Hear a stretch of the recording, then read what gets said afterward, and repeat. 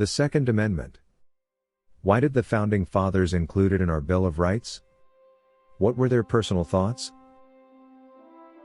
Welcome to our behind-the-scenes exploration of the Bill of Rights.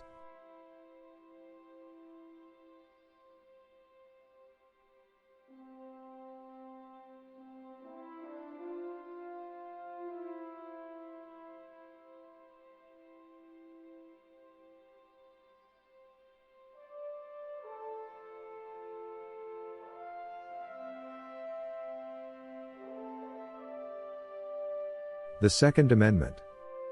A well-regulated militia, being necessary to the security of a free state, the right of the people to keep and bear arms, shall not be infringed. This video brought to you by The Patriot's Candle.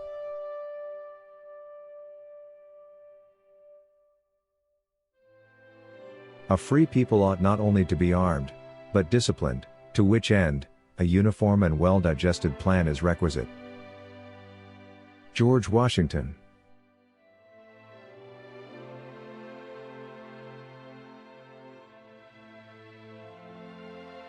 The Constitution shall never be construed to prevent the people of the United States who are peaceable citizens, from keeping their own arms. Samuel Adams.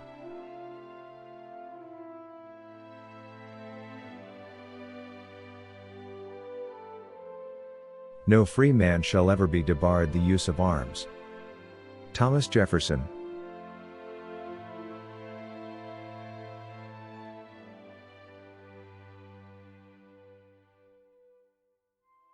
What country can preserve its liberties, if its rulers are not warned from time to time that their people preserve the spirit of resistance?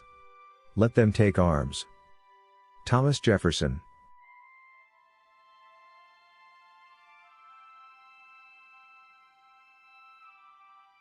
The best we can help for concerning the people at large, is that they be properly armed. Alexander Hamilton.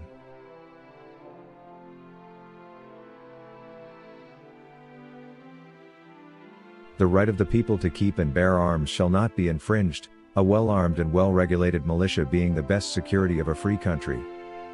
James Madison.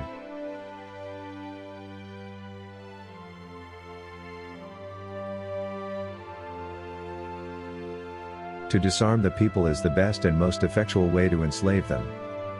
George Mason.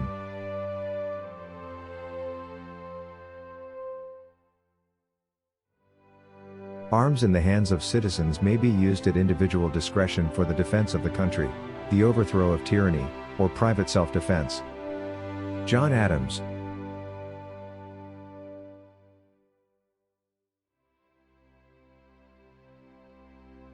The great object is that every man be armed.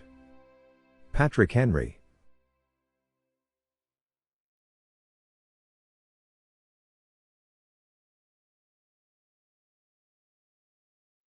The right of the citizens to keep and bear arms, has justly been considered the palladium of the liberties of a republic. Joseph Story.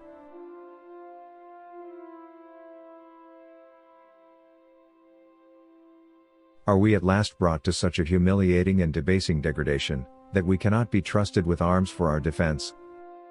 Patrick Henry.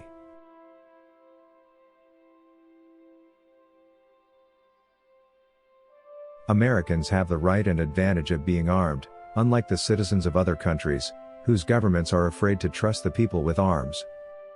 James Madison.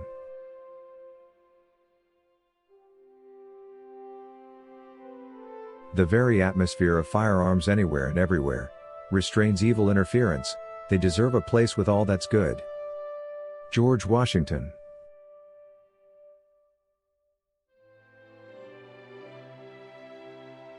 The Constitution preserves the advantage of being armed, which Americans possess over the people of almost every other nation. James Madison.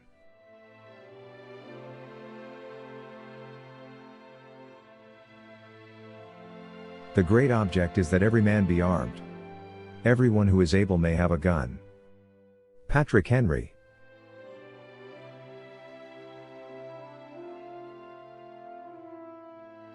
A militia, when properly formed, is in fact the people themselves, and include all men capable of bearing arms. Richard Henry Lee.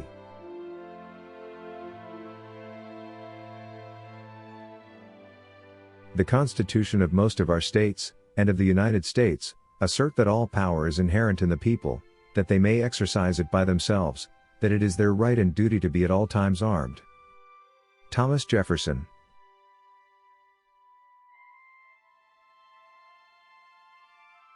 I ask, who are the militia? They consist now of the whole people. George Mason. Thank you for watching. See our channel for more quotes concerning the American experience.